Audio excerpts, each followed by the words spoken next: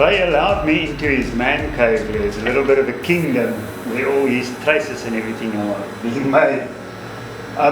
Ray, coming down here, first thing I want to do is catch a shad. Yes. I bought the Eclipse. I'm happy with that. I can go down to the beach and catch a shad. How do I go about it? Okay. The first thing you need to do is buy yourself a decent hook. Okay. A sharp, strong hook. These Marutus over here are absolutely needle sharp and strong. So we use that hook to catch a shad. The trace that we use is pretty much a double hook trace. I'm just going to hold it out here so you can see it. So you've got one arm that's longer and one arm that's shorter. So what we do, and it's attached obviously to a swivel of some sort. Now what we do is you take your sardine, you chop off the head, you chop off the tail, you insert the long one into the thick bottom part of the actual hook, and then you just lay the second one next to it, tied up with cotton. It's as easy as that. Obviously you're going to have a float on it to give it buoyancy, exactly like you do with your normal shad traces. Nothing fancy about it, except the hook is strong and sharp. And I promise you, if the shad comes anywhere near it, it's hooked. And that's the reason we catch so many shad. The biting trace that you've got there, Number 6 wire. You can use a little bit lighter, but we like to go heavier. But it also gives it stiffness. 100%. The problem with going too light on the wire is you catch 1 or 2 shad and then it's all bent and buckled. If you go heavier on the actual wire, you catch a lot more shad, and well, you'll have 4 shad. But you catch your shad and you don't have to worry about bending it and stuff like that. So it's very, very stiff. Okay. Then I want something else like a bronze bream. Bronze bream. Okay, lovely. I've got a trace for a bronze bream.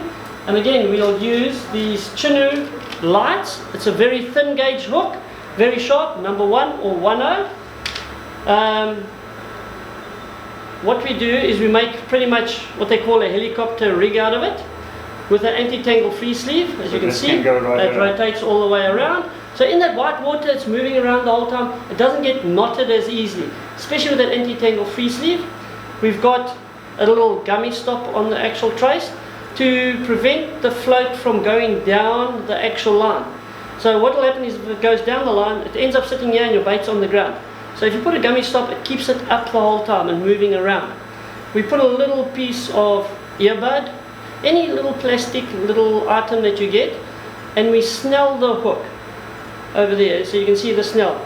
And obviously that's number 1 Chinu. What happens is when you pull against it, it actually causes the hook to actually kick back like that. So it actually goes into the jaw a lot better when you get the bite and you just pull against the resistance of the float. It kicks that whole thing back. Okay. Other than that, this is normally 10 to 15 kilo fluorocarbon that we use, but this is 10 kilo Siglon. Okay, everyone says yeah, Siglon sinks in that, but this float will hold your prawn up. If you use a prawn or cracker in that, it will float up. We've done it lots of times in the pool to have a look how it works. Where do I cast for the bronze breams? Rolling white water. Look for a ledge with rolling white water about an hour after low tide, and yeah, they come onto those actual ledges to feed. That's what you're looking for.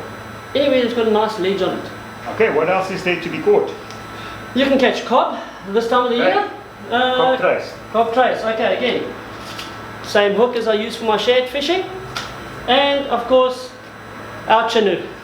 So how this trace works, you've got your J-shaped hook, which is needle, absolutely needle sharp. We've got some high density foam with a little rattle in it. The rattle gives you noise, as you can hear. Obviously it's amplified in the water. We use a green silo tube that we get from Centro, and it glows, so we put that on top.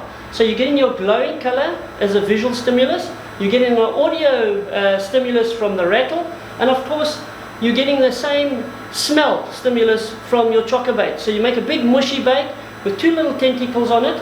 We then take our little Chinu hook, which we hook into the back of the chocker bait, and that's pretty much what the trace looks like. And again, we put an anti-tangle free sleeve on it with a 3-way swivel, and that will be our leader, our fluorocarbon leader that goes over the rocks, and we'll attach about a 16 kilo hook snoot, Maxima, or whatever it might be, as our sinker trace. This is a nice one for long distance casting when you want to get into those far banks. And that's why that rod is so important. You can get to those far banks that you wouldn't with a shorter rod. So that eclipse rod with this trace is ideal for fishing those beaches. And that's it there. Any questions on that trace? No, that's pretty straightforward. Okay. Then what else are we catching? Nighttime fishing. Eeltail, barbel, lantern. I'll just show you another cob trace now that I think about it. Another cob trace. There we go.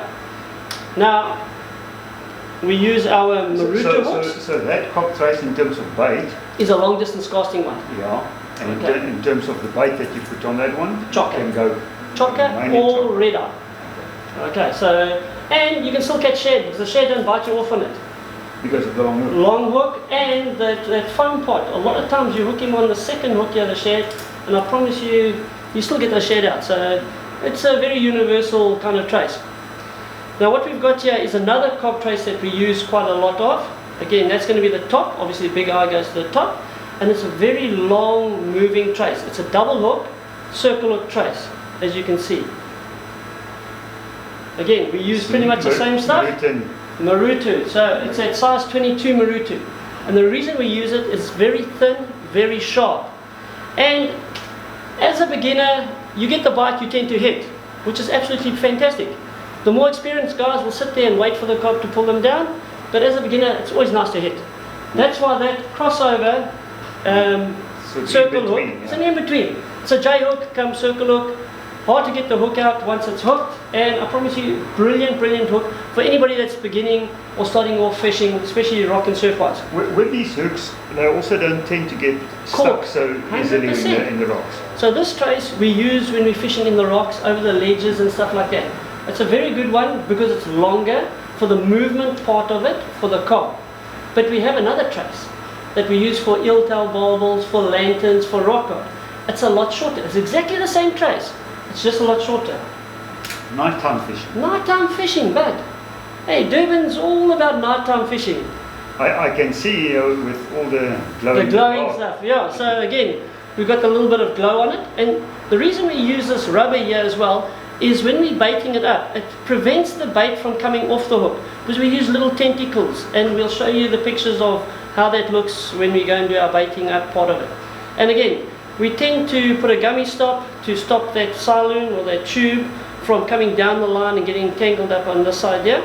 And again, anti-tangle free sleeve prevents it from getting tangled. So all of this is for fishing in very, very rough conditions. In the rocks, where you don't want to throw your sinker, that's where you throw this. So again, it's very short, so it doesn't get stuck. And eeltail barbels, lanterns, they feed in the rocks, under the crevices, places like that. So you want a very short trace that doesn't move around too much, so it allows them to actually find it. And again, it's a double hook trace. What would I do with the sinker in this, especially going to a place where you know you're going to get stuck? You want to modify the sinker. I'll show you how you modify a sinker that you don't get stuck. Give me 2 seconds. 3, 2, 1. Okay, so what we do is we just put a little power swivel on. We can either use a cable tie, you can use Dacron, you can use anything to make a kind of a loop here. Now what that does is, when you pull your sinker and you get to the rock, it actually sits like that on the ground, and then when you pull it, it shoots up. So you've got another sinker that we use quite a lot of. It's called a bell sinker. That's what it looks like. We actually flatten it a bit because it's normally round, and we flatten it so it actually sits and slides along the sand until it gets to where the rock is, and then it's dan sit hy vas. Then it sits basically next to the rock. You get stuck a bit. That's what you want it to do. Yeah. If you're not finding the rock, you're not going to find the lantern, you're not going to find the eeltail barbel, you're not going to find the cob. So you pull it until you actually get stuck, and then you leave it there. The fish will actually pull it out. You feel the bite, you lift, you got the fish. So that'll slide all the way until you get to the rock, and when you pull, it actually comes up. That is the same principle using these sinkers here. You pull it until you hit the actual rock. When you get the bite, obviously the fish will move it, you lift up, you got the fish. Or if you want to pull it out, you just shake the rod and it comes out. So that is how you don't get stuck.